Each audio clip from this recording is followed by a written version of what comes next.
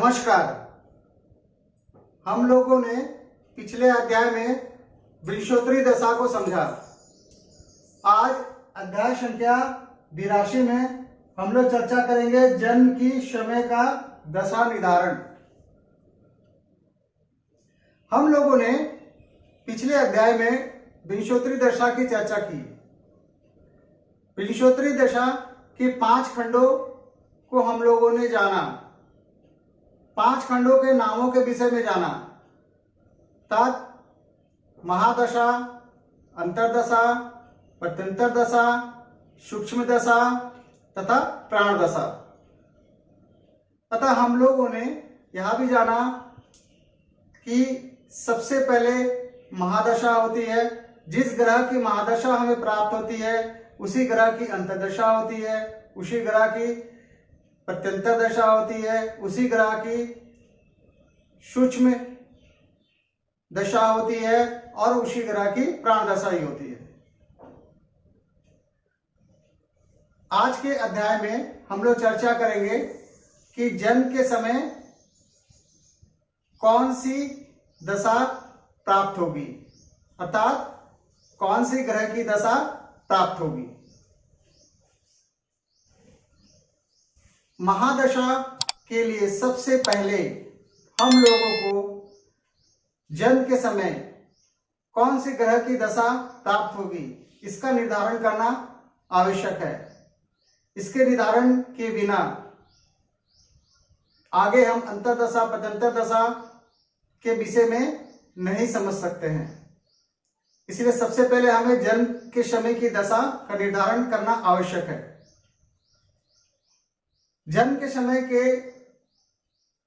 दशा का निर्धारण के लिए एक साधारण सा नियम होता है।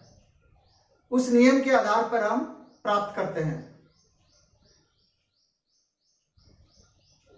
यह नियम क्या है? जन्म के समय चंद्रमा जिस नक्षत्र में स्थित हो उस नक्षत्र के स्वामी जो भी होगा वह स्वामी जन्म के दशा का प्राप्त होता है। वह स्वामी जन्म दशा के रूप में प्राप्त होता है। अर्थात आइए से एक उदाहरण समझते हैं। मान लेते हैं कि चंद्रमा भरणी नक्षत्र में है। जन्म के समय चंद्रमा भरणी नक्षत्र में है, तो भरणी नक्षत्र के स्वामी कौन हुए? शुक्र। तो कौन सी ग्रह की दशा प्राप्त हुई? शुक्र की दशा प्राप्त हुई। जन्म के समय कौन सी दशा प्राप्त हुई? शुक्र की दशा प्राप्त हुई। मान लेते हैं कि जन्म के समय चंद्रमा चित्रा नक्षत्र में स्थित था, तो चित्रा के स्वामी कौन हुए? मंगल। तो जन्म के समय कौन सी दशा प्राप्त हुई? मंगल ग्रह की दशा प्राप्त हुई। इस प्रकार हम लोग निर्धारित करते हैं। परंतु ये तो पता चल गया कि जन्म के समय कौन सी ग्रह की दशा प्राप्त हुई, परंतु जन्म के समय यदि मान लेते हैं, जैसे मान लेते हैं कृत्तिका नक्षत्र है, तो यदि चंद्रमा कृत्तिका नक्षत्र में है तो हमें जन्म के समय कौन सी ग्रह की दशा प्राप्त हुई है? सूर्य की। तो सूर्य की दशा कितने वर्ष की होती है? 6 वर्ष। तो क्या जातक को पूरे 6 वर्ष की दशा प्राप्त होगी? नहीं। ये निर्भर करेगा कि जातक का जन्म कब हुआ, ये निर्भर करेगा। आइए इसे एक और उदाहरण से समझते हैं। मान लेते हैं किसी जातक का जन्म रोहिणी नक्षत्र में हुआ या चंद्रमा रोहिणी नक्षत्र में है। रोहिणी नक्षत्र के दूसरे चरण पे है, तो रोहिणी नक्षत्र के दूसरे चरण पे स्थित है, तो अर्थात एक चरण का मान हम लोगों ने जानते हैं 3 डिग्री 20 मिनट, तो 2 चरण का हो गया 6 डिग्री 40 मिनट। तो 6 डिग्री 40 मिनट पे मान लेते हैं कि रोहिणी नक्षत्र में चंद्रमा स्थित है। तो चंद्रमा का दशा वर्ष कितना है? 10 वर्ष। अर्थात एक नक्षत्र में कितने चरण? 4 चरण। तो 2 चरण भोग चुका है, तो 2 चरण अभी बाकी है। तो जो 2 चरण बाकी है उसी का ही हम लोग यहाँ कैलकुलेशन करते हैं। तो जो 2 चरण बाकी है अर्थात 50% बाकी है, तो कह सकते हैं कि लगभग 5 वर्ष। तो दशा कितनी मिलेगी उसको भोगने के लिए? 5 वर्ष। अब 5 वर्ष दशा भोग चुका है। इस प्रकार हम लोग निर्धारित करते हैं। आइए इसे एक उदाहरण से समझते हैं। मान लेते हैं किसी जातक का जन्म पूर्वाषाढ़ा नक्षत्र में हुआ। 19 डिग्री 40 मिनट पे चंद्रमा स्थित है। चंद्रमा 19 डिग्री 40 मिनट पे स्थित है। कौन से नक्षत्र में? पूर्वाषाढ़ा नक्षत्र में। तो हम लोगों को यह निर्धारित करना है कि जन्म के समय में उसे कितनी दशा प्राप्त होगी, भोगना बाकी है। अर्थात जन्म के समय उसे कितनी दशा भोगना बाकी है और कितनी दशा प्राप्त होगी, इसे हमें प्राप्त करना है। तो कैसे करेंगे? सबसे पहले हम लोग ये जानते हैं कि एक नक्षत्र का मान 13 डिग्री 20 मिनट होता है। दूसरा यह जानते हैं कि एक नक्षत्र में 4 चरण होते हैं। तीसरा ये जानते हैं कि एक चरण का मान होता है 3 डिग्री 20 मिनट। ये हम पूर्व से ही जान रखे हैं। अब यहां समझते हैं पूर्वाषाढ़ा 19 डिग्री 40 मिनट। सबसे पहले हम लोगों को चरण ज्ञात करना होगा। उसके लिए एक कालपुरुष की कुंडली हम बनाते हैं। एक कालपुरुष की कुंडली हो गया।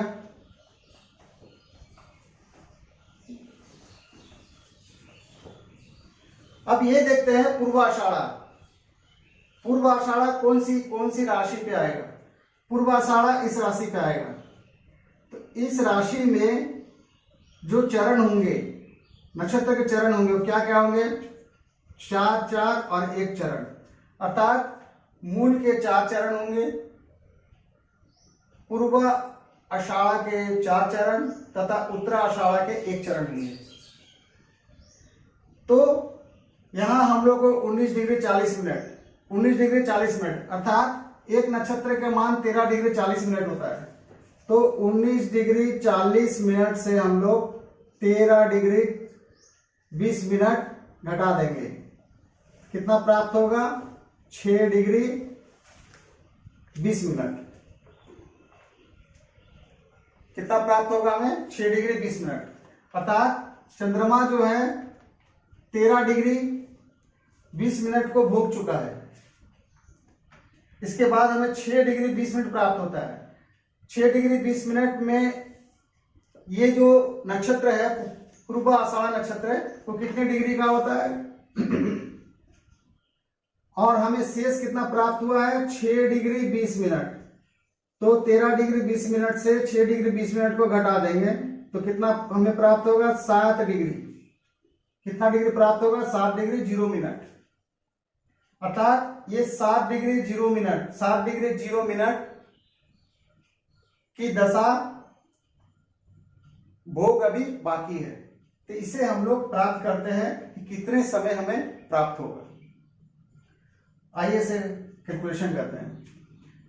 7 डिग्री 0 मिनट आया, इसको हम लोग मिनट में बदल देते हैं। इसको मिनट में बदलने के लिए डिग्री को 60 से मल्टीप्लाई करेंगे और मिनट 0 है, 0 जोड़ देंगे तो कितना हो जाएगा? 420 मिनट। हम लोग जानते हैं 13 डिग्री 20 मिनट, 13 डिग्री 20 मिनट को भी हम लोग मिनट में बदल देंगे, तो 13 गुने 60 प्लस 20 इजिकल टू कितना हो जाएगा 780 प्लस 20 इजिकल टू 800 मिनट। अब हम लोग एक एक नियम लगाकर ये निकाल लेंगे कि कितनी दशा प्राप्त होगी। चूंकि 800 मिनट भोगने के लिए कितना समय लगता है 20 वर्ष। इसकी स्वामी स्वामी स्वामी कौन हुए, इसके स्वामी पूर्वाषाढ़ा के शुक्र हुए, और कितने वर्ष इसकी 20 वर्ष। तो 800 मिनट भोगने के लिए कितना वर्ष लगता है 20 वर्ष। तो 1 मिनट भोगने के लिए कितना लगेगा 20 डिवाइड बाय 800। उसके बाद कितना मिनट हमें प्राप्त हुआ 420। 420 मिनट इज इक्वल टू कितना हो जाएगा 20 डिवाइड बाय 800 इंटू 420 420। अब इसे सॉल्व कर देंगे। 2 4 जा 8, 2 2 जा 2, 2 दूनी 4, 2 1 का 2, कितना बचा 21 भागा 2। 21 को 2 से भागा देंगे तो कितना आ जाएगा 10.5 अर्थात 10.5 वर्ष के लगभग। तो हमें कितना कितना समय प्राप्त हुआ 10 वर्ष 5 महीने। तो हम क्या कर सकते हैं कि किसी बालक का यदि जन्म पूर्व आषाढ़ में होता है तो उसके शुक्र की दशा कितनी प्राप्त होगी 10 वर्ष 5 महीने।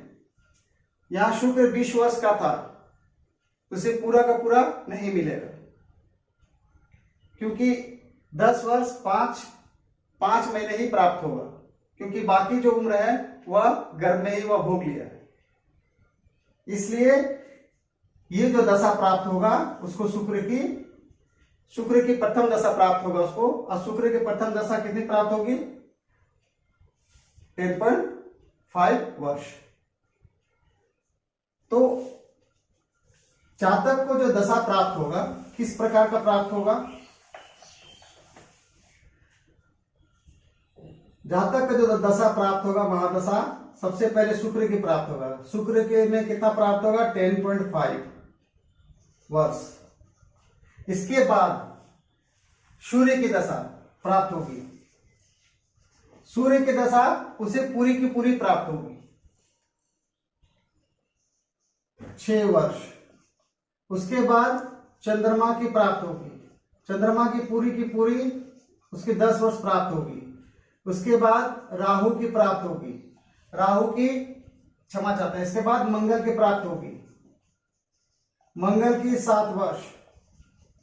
इसके बाद राहु की प्राप्त होगी, राहु की 18 वर्ष। इसके बाद गुरु की प्राप्त होगी, गुरु की 16 वर्ष।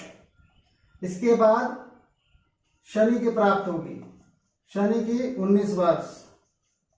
इसके बाद बुध की प्राप्त होगी, बुध का 17 वर्ष।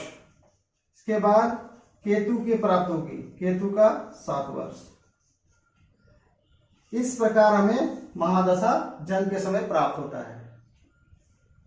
और जन्म के समय की दशा हम लोग इस प्रकार निर्धारित करते हैं इस विधि से।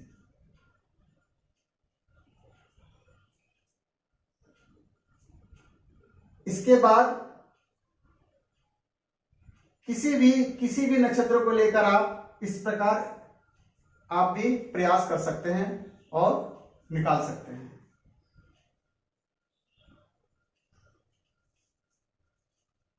आज बस इतना ही रखते हैं।